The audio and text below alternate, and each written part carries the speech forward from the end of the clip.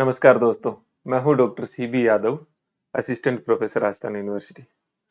और दोस्तों, मैं आपको अलग अलग सेगमेंट्स में आंसर राइटिंग को इम्प्रूव करने में, आपकी जो आरएस मुख्य परीक्षा की तैयारी है उसको दिशा देने में, और कुछ कुछ छोटे छोटे सेगमेंट्स वीडियोज की डालता हूं, जिसमें एक सीरीज शुरू कर रखी है जिसमें आरएस मुख्य परीक्षा 2023 के जो अलग अलग टॉपर्स हैं, टॉप 100 रैंक के स्टूडेंट्स को लिया है, उनकी कॉपियों का एनालिसिस करते हुए कि क्या कमियां हैं उन आंसर्स में और उनसे क्या सबक ले सकते हैं आप।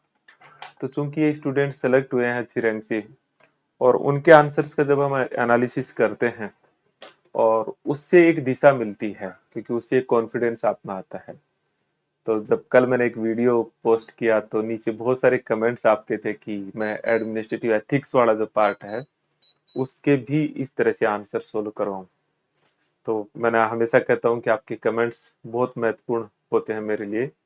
तो इसी चीज को, चूंकि उन सारे कमेंट्स का सम्मान करते हुए, मैंने एडमिनिस्ट्रेटिव एथिक्स चूंकि अब मुझे शुरू भी करना है, उसके बहुत सारे वीडियोस तो मैंने बना दिए हैं, मैटर भी लगभग काफी तैयार कर दिया है, और बुक्स भी शायद इसकी एडमिनिस्ट्रेटिव एथिक्स की मैं बहुत जल्दी की तो नहीं करा, लेकिन मुख्य परीक्षा से पहले, प्रीलिम्स के तुरंत बाद आ जाएगी, मतलब प्रीलिम्स तक भी आ जाए शायद इसकी, जो है ना, क्योंकि ये एडमिनिस्ट्रेटिव एथिक्स मेरा रिसर्च का सब्जेक्ट है, जिसपे मैंने बहुत, होता है ना कि दिल लगा के जिसपे पीएचडी की और काफी पढ़ा है, काफी लिटरेचर पढ़ा है, और उसमें भी कुछ चीजें मेरी बहुत फेवरेट है। तो मैंने आज एक क्वेश्चन जो आरएस मुख्य परीक्षा 2023 में जो आया है, आरएस मेंस में,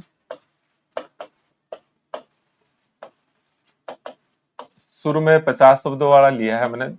देखिए, 15 शब्दों वाला का तो कोई महत्व नहीं है। तो 9वां नंबर का क्वेश्चन है, सेकंड पेपर में आता है, ये आपको पता है, सेकंड पेपर का फर्स्ट पार्ट आता है, एडमिनिस्ट्रेटिव एथिक्स वाला पार्ट। पूरा नाम एडमिनिस्ट्रेटिव एथिक्स है, आप एथिक्स बोलते हो, एथिक्स नहीं है, प्रशासनिक नीति शास्त्र, जो लोक प्रशासन का एक पूरा पेपर चलता है।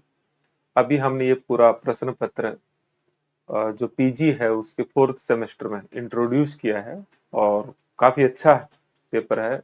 यूपीएससी में तो पूरा का पूरा ही एक 250 अंकों का पेपर है, आरएस में भी ये बहुत महत्व रखता है। तो इसका एक क्वेश्चन है, उससे थोड़ा सा आइडिया लगाएंगे बजाय हम पूरी चीजों पे डिस्कशन करने के।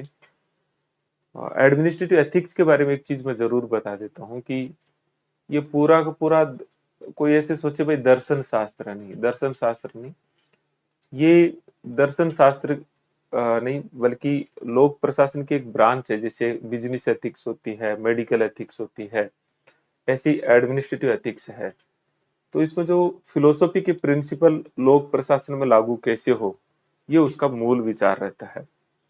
तो बहुत कुछ कनेक्ट होती है गुड गवर्नेंस से, बहुत कुछ कनेक्ट होती है अलग अलग कंसेप्ट से, और उसके भीतर जो है एथिक्स कैसे मदद करती है।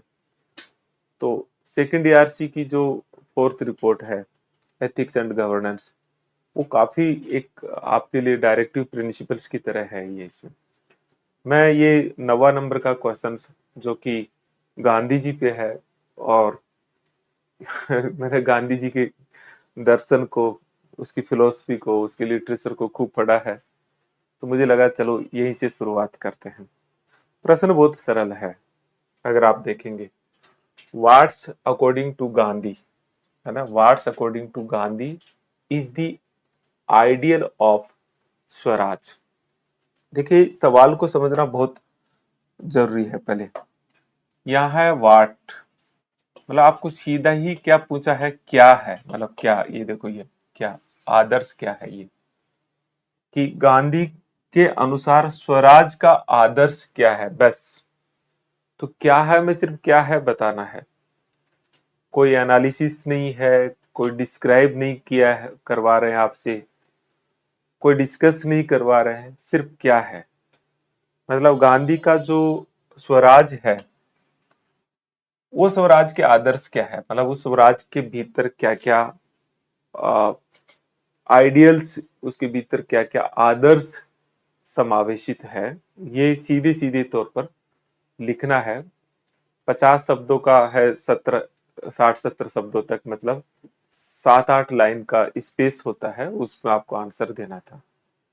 अब इसमें मैंने कुछ जो 100 रैंक के टॉपर्स है उनकी कॉपियों को लिया है।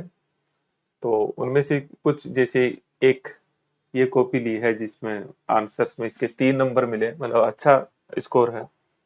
इसमें सिर्फ 1.5 अंक ही मिला है, इसको 2 अंक मिले हैं, इसको 3 अंक मिले हैं, इसको 3.5 अंक भी मिले। देखो आप देखिए, इसको 2 अंक मिले हैं, इसको भी 2 अंक मिले हैं, इसको 1.5 अंक मिले हैं, इसको 2 अंक मिले हैं, इसको 2 अंक मिले। काफी लिए है, सारी कॉपियां डिस्कस नहीं करेंगे तो भी 5-6 जो कॉपियां हैं उनको हम डिस्कस करते हैं। लेकिन आप किसी भी उत्तर का परीक्षण आप तब कर पाएंगे जब आप उस उत्तर के अलग अलग पहलुओं को देखें। तो इस क्वेश्चन में गांधी के स्वराज के बारे में थोड़ी सी जानकारी मैं आपको, जो मेरी समझ है वो मैं आपको बता देता हूँ, और फिर इसका उत्तर कैसा लिखा जाना चाहिए था वो मैं आपको बता देता हूँ। फिर जो ये जो आंसर्स लिखे हैं उनको हम देखेंगे, भाई इसमें जो ये इतना स्कोर आया वो कैसे आया, और कैसे बेहतर हो सकता था ये स्कोर, और इनकी प्रिपरेशन करने में किस तरह की चूक रही होगी, या इनके आंसर से लिखने में किस तरह की चूक रही होगी। ठीक है, मुझे लगता है ये सबसे बेस्ट मेथोडोलॉजी यही हो सकती है। तो गांधी का स्वराज क्या है, थोड़ा मैं बैकग्राउंड थोड़ा बड़ा बता देता हूँ। गांधी ने एक पुस्तक लिखी 1919 में, 1909 में, हिंद स्वराज। जब वो लंदन से साउथ अफ्रीका एक जहाज पर जा रहे थे, 10 दिनों की यात्रा थी जहाज की। मैं शायद सही हूं तो 9 तारीख से लेके, और सॉरी 11 तारीख से लेके, और ये 9 से लेके 11 से लेके 22 नवंबर तक की है, मतलब 10-11 दिन की यात्रा है, जर्नी है, आप देख लें। तो उसमें वो एक संवाद शैली में, बहुत छोटी सी पुस्तक है, मेरे पास बहुत सारी है, मैं किसी को गिफ्ट भी यही पुस्तक करता हूँ। तो हिंद स्वराज गुजराती भाषा में लिखी, बाद में इसका अंग्रेजी अनुवाद खुद गांधी ने किया, और फिर हिंदी में भी ये पुस्तक आपको पढ़ना चाहिए। तो उसमें पाठक और एडिटर संवाद शैली में ये पुस्तक लिखी है। और इस पुस्तक का बैकग्राउंड ये है कि जब गांधी लंदन जाते हैं, ब्रिटेन जाते हैं, तो वहाँ जो बहुत सारे भारतीय वहाँ भारत की आजादी का मूवमेंट वहाँ लंदन में कर रहे होते हैं, मतलब वहाँ एक मूवमेंट चला रखा था। उनसे जब मिलते हैं तो वो जिस तरह की बातें वहाँ संवाद हुआ, उससे गांधी असहमत होता है, क्योंकि वो हिंसा और दूसरे तरीके या और बहुत सारी चीजें थी जिनसे गांधी असहमत होते हैं, और वो फिर अपना एक आदर्श सामने रखते हैं कि भारत को आजादी मिले या भारत के लिए स्वराज क्या हो। तो इस तरह से हिंद मतलब भारत, और उसका स्वराज क्या हो वो रखते हैं। लेकिन इस स्वराज की संकल्पना में वो क्या रखते हैं, ये बहुत इंपॉर्टेंट चीज है, मैं यही बता देता हूँ। 2-3 चीजें बहुत जरूरी है इसमें जानने के लिए। पहली चीज तो, इस स्वराज का जो मतलब गांधी है वो है कि एक ऐसी जीवन व्यवस्था, एक ऐसी आदर्श जीवन व्यवस्था जो 3 चीजों पर आधारित हो, मतलब उसमें 3 बातें महत्वपूर्ण है। तो गांधी का स्वराज एक आदर्श जीवन व्यवस्था है, मतलब समाज व्यवस्था भी नहीं कहेंगे, आदर्श एक जीवन व्यवस्था है जो 3 बातों पर आधारित वो मानते हैं। वो 3 पॉइंट हमारे आंसर में आ रहे हैं कि नहीं आ रहे हैं, वो है, एक है आत्मनियंत्रण, या आत्म अनुशासन भी कह सकते हैं, सेल्फ कंट्रोल। दूसरा है सेल्फ स्ट्रेंथ, मतलब आत्मनियंत्रण, आत्म अनुशासन, मतलब डिसिप्लिन। तो एक दूसरा हम इसी से दोनों से एक भी लिख दे तो चल जाएगा, लेकिन आत्मानुशासन, सेल्फ स्ट्रेंथ।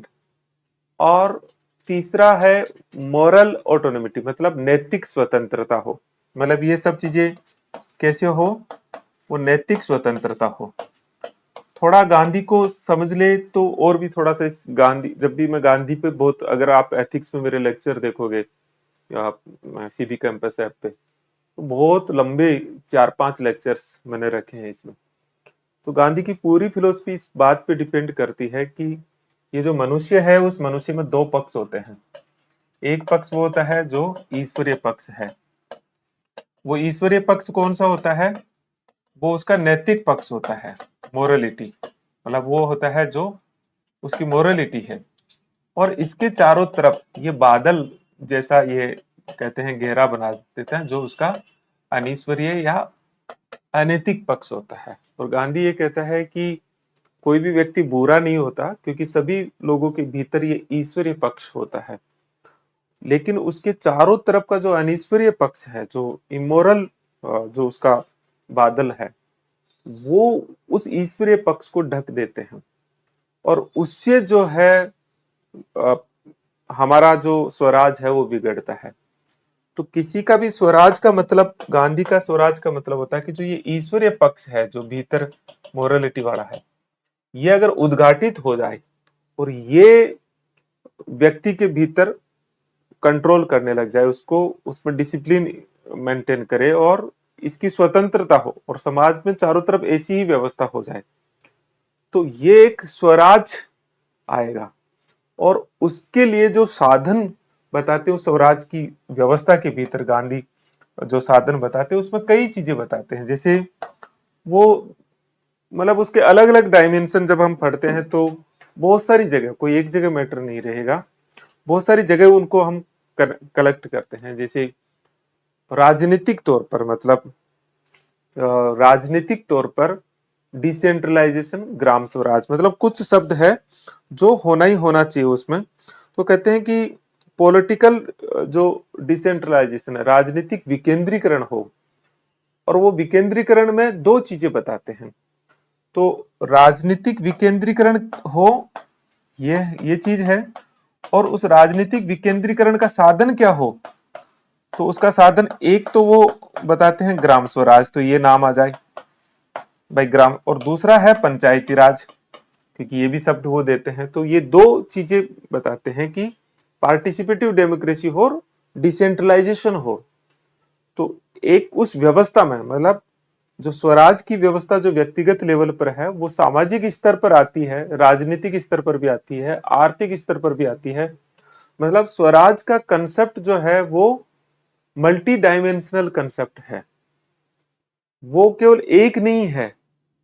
तो स्वराज का मतलब यह है, ये चीज। अच्छा, मतभेद क्या था? मतभेद ये था कि सिर्फ ब्रिटिश शासन को समाप्त कर देना या उसको हटा देना स्वराज नहीं है, बल्कि स्वराज का मतलब है आत्मानुशासन, आत्मनियंत्रण और स्वतंत्र नैतिकता, नैतिक स्वतंत्रता हो। और इसके लिए जो व्यवस्था होगी वो राजनीतिक विकेंद्रीकरण हो थ्रो ग्राम स्वराज और पंचायती राज। और इसी तरह से जो आर्थिक पक्ष है, मतलब आर्थिक रूप से आत्मनिर्भर हो, हर गांव, हर मोहल्ला आर्थिक रूप से आत्मनिर्भर हो। लेकिन आत्मनिर्भर होने में तीन चीजें जरूर लिखा जाना चाहिए: स्वदेशी, खादी और आपका कुटीर उद्योग। तो आर्थिक आत्मनिर्भरता हो, किसके माध्यम से हो? Self reliance. किसके माध्यम से हो? एक तो स्वदेशी शब्द आना जरूरी है, क्योंकि इस पे खादी, इसको वो प्रमुखता देते हैं। और तीसरा है कुटीर उद्योग। बहुत डिटेल में जाते हैं, बहुत लंबा चौड़ा आ जाता है। तो ये दूसरा आर्थिक पक्ष। तो राजनीतिक पक्ष, आर्थिक पक्ष और सामाजिक पक्ष। सामाजिक पक्ष में वो कहते हैं कि सामाजिक समाज में जो है वो इक्वलिटी होनी चाहिए, समानता। और इक्वलिटी कैसे हो? तो दो तीन चीजें इक्वलिटी की बताते हैं। नंबर एक, एबोलिश अनटचेबिलिटी, मतलब अस्पृश्यता का अंत हो। एबोलिश डिस्क्रिमिनेशन, मतलब भेदभाव समाप्त हो, ऊंच नीच समाप्त हो। और इसके साथ साथ सर्वोदय, मतलब स्वराज का अंतिम उद्देश्य होता है सर्वोदय। और सर्वोदय का मतलब होता है कि अंतिम पंक्ति पे खड़े व्यक्ति का पहला हक और उससे सबसे आगे उसको बराबरी में लाया जाए, आगे नहीं, उसको बराबरी में लाया जाए, तो यह है सर्वोदय। तो सामाजिक तौर पर ये, और साथ साथ में इसमें समाज में सर्वधर्म संभाव हो, सर्वधर्म संभाव की बात करते हैं, तो ये बहुत पूरा पढ़ते हैं तब निकलता है। और स्वराज के माध्यम से एक ऐसी डेमोक्रेटिक व्यवस्था स्थापित करना चाहता है जो सर्वोदय पे बेस्ड हो। तो कुल मिलाकर के अगर सारी बातों को ले तो इस आंसर में क्या क्या चीजें हो सकती है, क्योंकि ये काफी लंबा चौड़ा लग गया होगा, तो इस आंसर का एक पक्ष ये लगेगा कि गांधी अपनी पुस्तक हिंद स्वराज में स्वराज का तात्पर्य विदेशी शासन का अंत नहीं बल्कि एक ऐसी जीवन व्यवस्था के तौर पर करते हैं जो आत्म अनुशासन, आत्मनियंत्रण और नैतिक स्वतंत्रता पर आधारित है। ये गांधी के अनुसार स्वराज की डेफिनेशन आ गई। उनके अनुसार इसको प्राप्त करने के लिए राजनीतिक विकेंद्रीकरण कैसे, उनके अनुसार इसे प्राप्त करने के लिए ग्राम स्वराज और पंचायती राज के माध्यम से राजनीतिक विकेंद्रीकरण, ये फिर दूसरे पॉइंट पे आना चाहिए। कुटीर उद्योग, खादी और स्वदेशी के माध्यम से आर्थिक आत्मनिर्भरता, ये तीसरा पॉइंट हो गया। अस्पृश्यता का अंत, भेदभाव का अंत, सर्वधर्म संभाव और सत्य, अहिंसा और नैतिक मूल्यों के प्रादुर्भाव के माध्यम से समता, सामाजिक समानता की प्राप्ति। और यह हो गया चौथा पॉइंट। और पांचवा पॉइंट, सर्वोदय आधारित लोकतांत्रिक व्यवस्था, यह हो गया पांचवा पॉइंट। तो ये 5 पॉइंट अगर आपके आंसर में आ जाते हैं तो आराम से आपको 4.5-5 नंबर तक भी मिल जाएंगे। अब हम जो दिए गए लिखे हुए उत्तर है उनका हम मूल्यांकन करते हैं। भाई कुछ में बहुत अच्छा स्कोर है, कुछ में बहुत कम स्कोर है। तो उन्होंने क्या लिखा, जो मैंने चीजें बताई, जो मैंने चीजें क्या क्या शब्द बताए, स्वदेशी, खादी, पहले तो आत्मनियंत्रण, आत्म अनुशासन, नैतिक स्वतंत्रता, स्वदेशी, खादी, पंचायती राज, ग्राम स्वराज, आपका सर्वधर्म संभाव, सत्य, अहिंसा, ये शब्द इसके भीतर आ जाए और सर्वोदय, तो हम इन शब्दों को देखेंगे कि ये इसके आसपास किसी ने आंसर लिखा है क्या। ओके, एक एक आंसर को हम जल्दी जल्दी एनालिसिस कर लेते हैं। मुझे लगता है इसके बाद, चूंकि मुझे कंसेप्ट समझाना थोड़ा जरूरी था ताकि आप सही ढंग से इसका एनालिसिस करो, और चूंकि पहला ही ये इस पे क्लास रखी है हमने एडमिनिस्ट्रेटिव एथिक्स पे, इसलिए भी मैंने थोड़ा डिटेल रख दिया। तो पहला ये जो उत्तर है उसमें वो लिखते हैं, अच्छा 3 नंबर बहुत अच्छा स्कोर है, तो मतलब अच्छा ही लिखा होगा और टॉपर भी है ये। तो गांधी के अनुसार स्वराज का आदर्श समाज के सभी वर्गों का सर्व आयामी विकास, सभी वर्गों का सर्व आयामी विकास, ठीक है, वह व्यक्ति की अपनी स्वतंत्रता से जीवन यापन की स्वतंत्रता। देखिए उन्होंने जो डेफिनेशन लिखी वो हो सकता है इनके, लेकिन गांधी की डेफिनेशन में जो 3 शब्द थे जो गांधी कह रहे थे वो नहीं आ रही, लेकिन उसके नजदीक है। आयाम, इसके आयाम क्या है, वो कहते हैं इसके आयाम क्या क्या आयाम है, वो आयाम बता रहे हैं। राजनीतिक आयाम में स्वराज हेतु गांधी राज्य का खंडन करते हैं, ये बहुत बड़ी वो अलग चीज है, मतलब वो राज्य विहीन अवस्था, राज्य को एक आवश्यक बुराई के तौर पर देखते हैं, वो स्वराज में नहीं आता है। स्वराज में बेसिकली विकेंद्रीकरण, ग्राम और ये ज्यादा रहता है, लेकिन ठीक है ये बात गांधी कह रहा है। ग्राम पंचायतों का सृजन और शक्तिवान बनाना, न्यूनतम राज्य की अवधारणा, तो इसमें क्या नहीं आया, इसमें अगर हम राजनीतिक तौर पर देखें इसमें ग्राम स्वराज नहीं आया, लेकिन फिर भी ठीक है। आर्थिक में आत्मनिर्भर ग्रामीण अर्थव्यवस्था बता दिया, ठीक है। न्यासधारिता का सिद्धांत, ये भी कह सकते हैं।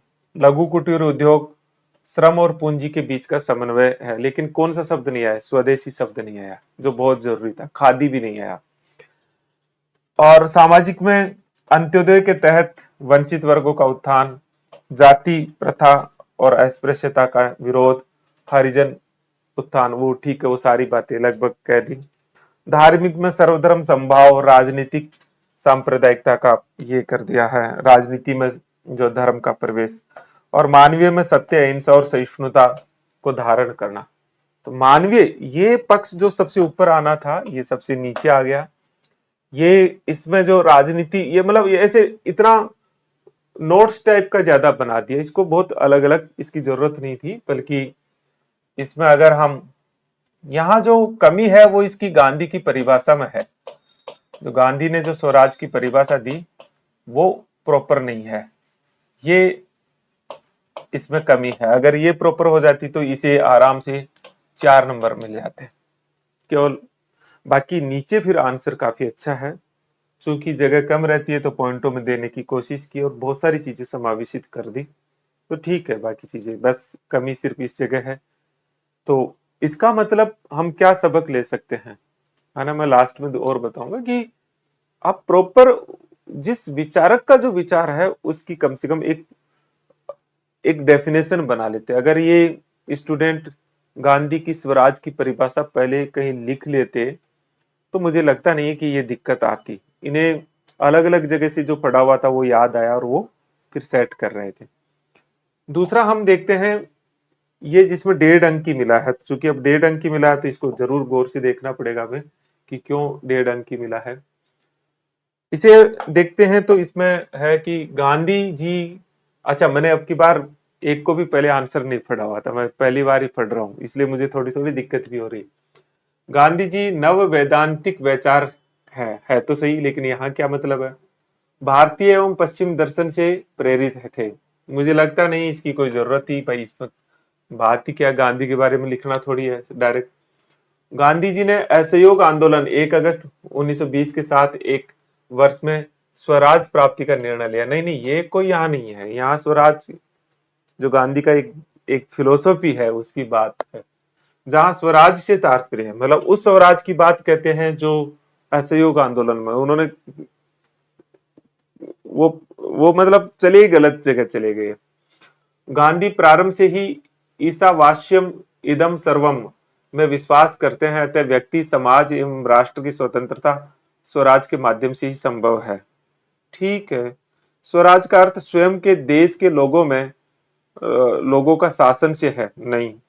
गांधी जी ने अपने 11 व्रतों में स्वराज को स्वदेशी से, ये एक पॉइंट इन्होंने लिखा है सही, संबंधित किया। स्वराज का मूल उद्देश्य विदेशी साम्राज्यवादी एवं उपनिवेशवादी शक्तियों को हटाकर स्वयं देश के लोगों का शासन प्राप्त करना है। मुझे लगता है कि 1.5 नंबर डिजर्व नहीं करता है ये उत्तर, आधा नंबर ही डिजर्व करता है। ठीक कर दिया है, क्यों दिया मैं भी नहीं समझ पा रहा कि उन्होंने स्वराज को उस स्वराज से जोड़ा है, ठीक है, लेकिन मेरी नजर में, मेरे दृष्टिकोण से ये आप इसके ज्यादा अंक है ना। तो कोई ऐसा ना सोचे हम सिर्फ एक मूल्यांकन कर रहे हैं और मेरा दृष्टिकोण बिल्कुल सही हो, ये मैं दावा नहीं कर रहा, लेकिन जो मैं सोचता हूं मैं वही बताऊंगा, बिल्कुल उसी चीज को आपके सामने रखता हूं।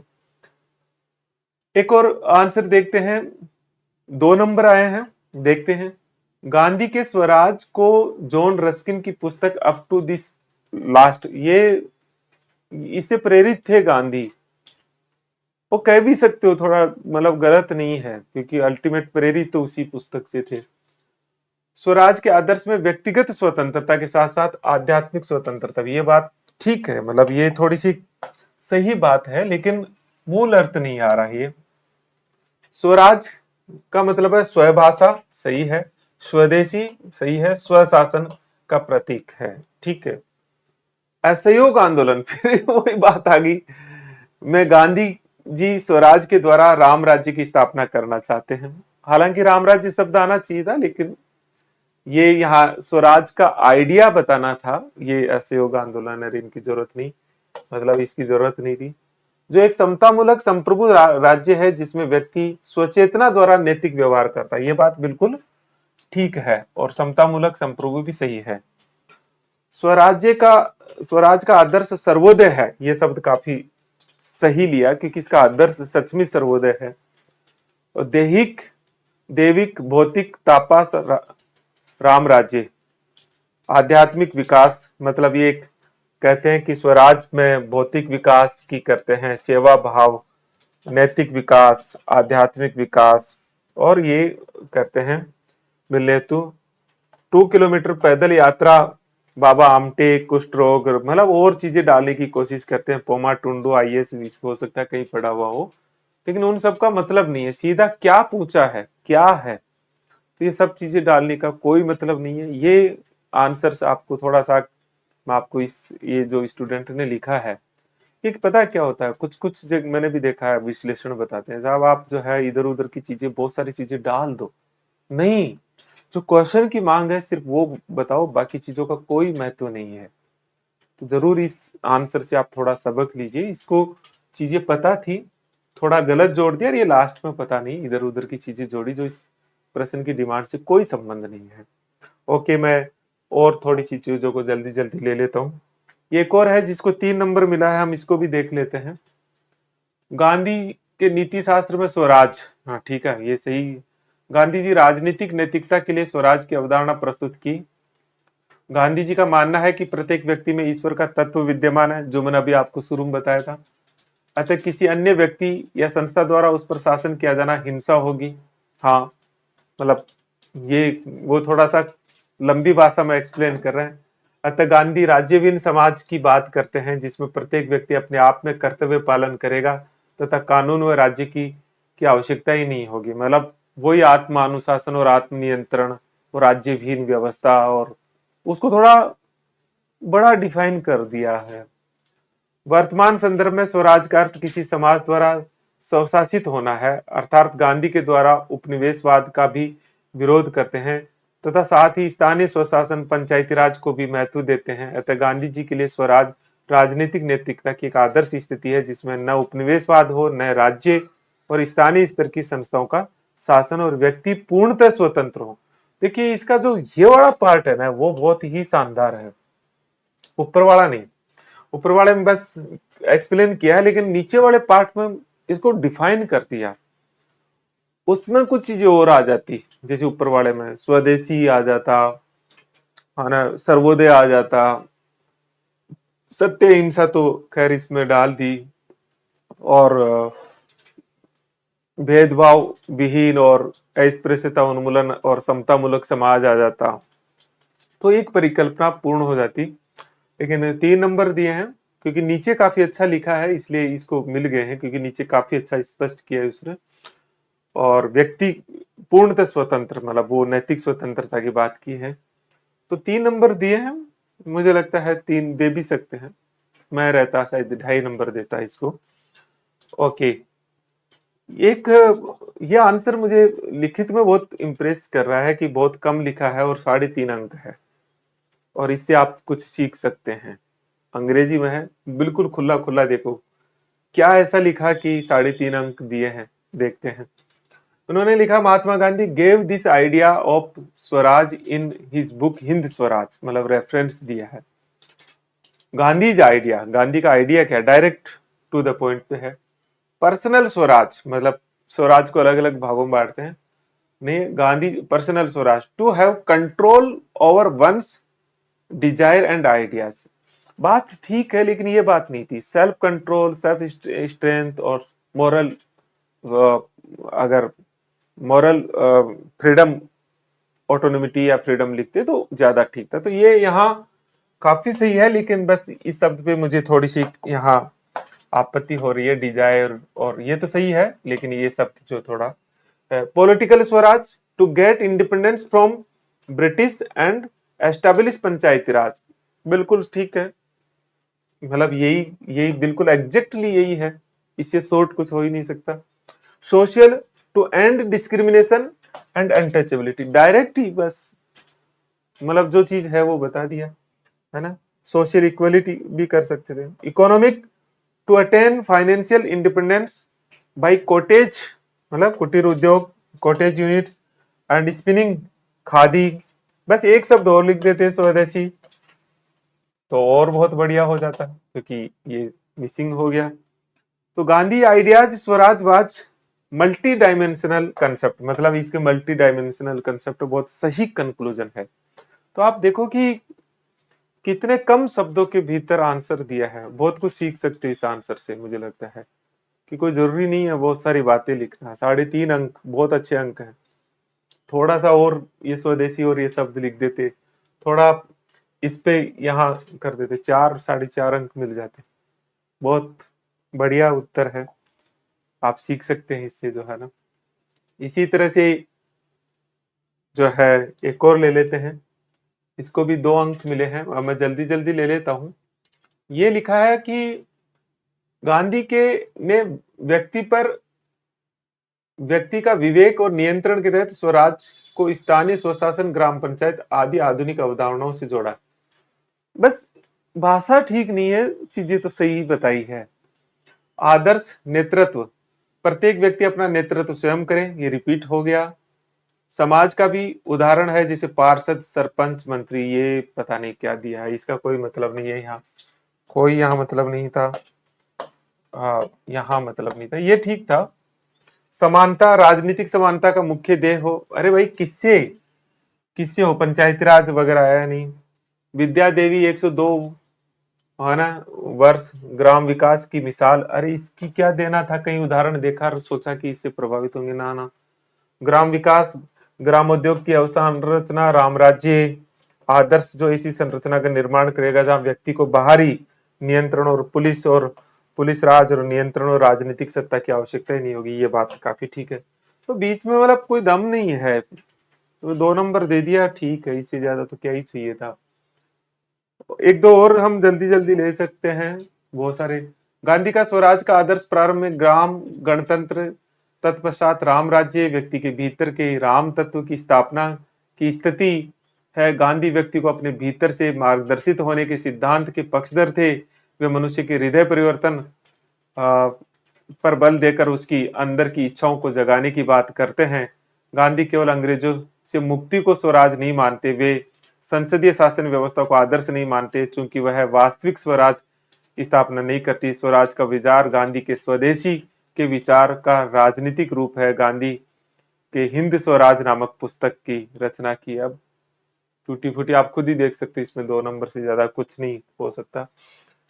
और भी देख लेते हैं। गांधी के अनुसार स्वराज आत्मानुशासन है, बिल्कुल सही है। स्वयं पर स्वयं का नियंत्रण है, सही है। और किसी भी परिस्थिति में धर्म का पालन करना है, जो दूसरों के अधिकारों के में दखल न दे। धर्म कर्तव्य के संदर्भ में बोल रहा होगा। आदत बहुत अच्छा है। अहिंसा का पालन कर सत्याग्रह के रास्ते व्यक्ति आत्मानुशासन बढ़ाता है और अपना कर्तव्य करता है। व्यक्ति को इस हेतु एकादश व्रत बताए। इस स्थिति में राज्य की आवश्यकता नहीं होगी, अतः यह प्रबंधन अराजकता की ओर ले जाएगा, जहां प्रत्येक व्यक्ति बेसिकली व्यक्तिगत स्वराज तो सही बताया है, लेकिन और जो स्वराज पॉलिटिकल, सोशल, इकोनॉमिक है वो डिफाइन नहीं करे, इसलिए इनको 1.5 नंबर ही दिया है, क्योंकि वो इतना ही बताया है, 4-5 डायमेंशन में ये है। और इसी तरह से एक और सवाल जो है उसको भी इंग्लिश का है। Gandhi gave idea of swaraj according to which that is establish of society which non violent and truth, है ना, वेयर नो बीइंग क्या है, hurt, order, being. Other meaning of swaraj is to have self sufficiency, self reliance भी नहीं लिखा। इन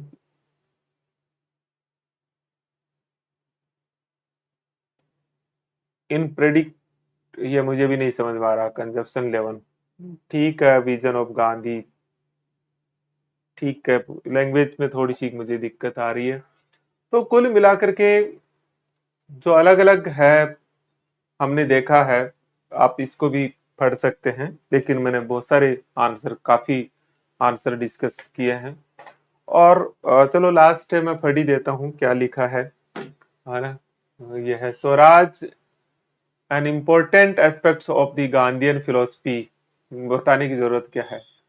नहीं, according to Gandhi swaraj does not mean the freedom from all kind of restriction and boundaries, uh, but represent a state where individual believe in self restraint, self rule, and love be uh, control with moksha. काफी अच्छा, ये तो सही लिखा है इन्होंने, ऊपर वाले की जरूरत नहीं थी। ही सा this is an important value human must have to achieve morality. He stressed on the concept of Ram Rajya where the state of Swaraj नहीं है एग्जिस्ट इन रियल फॉर्म। तो वो सारी चीजें नहीं आई जो जो इकोनॉमिक स्वराज, जो पॉलिटिकल स्वराज, और जो जो सोशल स्वराज, है ना, जो स्पिरिचुअल स्वराज में थी। लेकिन एक दो पक्ष बताए इसलिए 2 नंबर दे दिया है। तो कुल मिलाकर के हम इस एडमिनिस्ट्रेटिव एथिक्स के इस अलग अलग 10 आंसर्स को जब एनालिसिस किया तो क्या सीखा हमने, मतलब आपने, आप क्या सीख सकते हो, मैं भी, मतलब पहले मैं सीखता हूं तब आपको बताता हूं। मुझे लगता है कि ये एक बहुत क्लियर कट क्वेश्चन है जिसमें वाट है। बहुत सारे स्टूडेंट इसको विश्लेषित करने लग गए। तो क्या है, मैं डायरेक्ट जो डेफिनेशन है वो शायद किसी भी स्टूडेंट ने एग्जैक्टली नहीं लिखी जो गांधी बोल रहा है। और दूसरे जो इसके मल्टी डायमेंशन है वो कुछ लोगों ने इसको बहुत संक्षिप्त में, जैसे एक एक इंग्लिश का जो आंसर था वो बहुत, तो स्टूडेंट्स जैसे स्वराज को पढ़ रहे होंगे अलग अलग जगह, तो जहां से भी मैटर, चूंकि ऐसा तो है नहीं कि तैयार नहीं किया होगा, तो वो बिखरा हुआ संदर्भ में पढ़ा होगा इसको, इसको एक होलिस्टिक दृष्टिकोण से नहीं देखा है। तो सबक यह है कि आप जब किसी कंसेप्ट को पढ़ो तो डीप में जाकर के उसका शॉर्ट रूप जरूर बनाओ, क्योंकि ऐसे सीधी सीधी गांधी बात नहीं कर रहा है जिसे आप शब्दों में पिरो दो। तो उसके जो कीवर्ड है कि स्वराज के, मान लो किसी स्टूडेंट के पास ये 10-12 कीवर्ड्स होते, तो अपने आंसर्स में वो कीवर्ड डालता तो उसका अच्छा स्कोर मिलता। तो सबक ये है कि सही कंसेप्ट को पकड़ के सही उत्तर देना, लेकिन अपनी प्रिपरेशन में उस टॉपिक से संबंधित जितने भी कीवर्ड्स है उनको एक पेज में अगर आप लिख लो तो आप आंसर को बांध पाओगे। ये एक सबक मुझे लगता है आज के इस अलग अलग आंसर्स का जो हमने एनालिसिस किया उससे मिलता है। आप जरूर मुझे बताइएगा इस बात को कि किस तरह से आपको ये जो मैं मूल्यांकन कर रहा हूँ वो कितनी मदद कर रहा है। लेकिन जब भी आप इसे देखो, पूरा देखो, थोड़ा रुक करके सोचो, अपनी प्रिपरेशन के बारे में सोचो, और नीचे कमेंट लिखो कि आपको किस तरह से ये जो क्लास का जो मैंने एक सीरीज शुरू की है अलग अलग प्रश्नों को सोल्व करवाने की, वो कैसी लग रही है, क्या और सुधार हो सकता है। अब इसमें बहुत जल्दबाजी भी नहीं हो सकती, क्योंकि अगर पहले मैं एक्सप्लेन नहीं करूंगा तो फिर बता नहीं सकते। तो वो जरूर बताइए मुझे। और एथिक्स पे चूंकि अब काम करेंगे, मैंने काफी मैटर लिखा है, काफी क्लासेज अपलोड है सीबी कैंपस ऐप पे।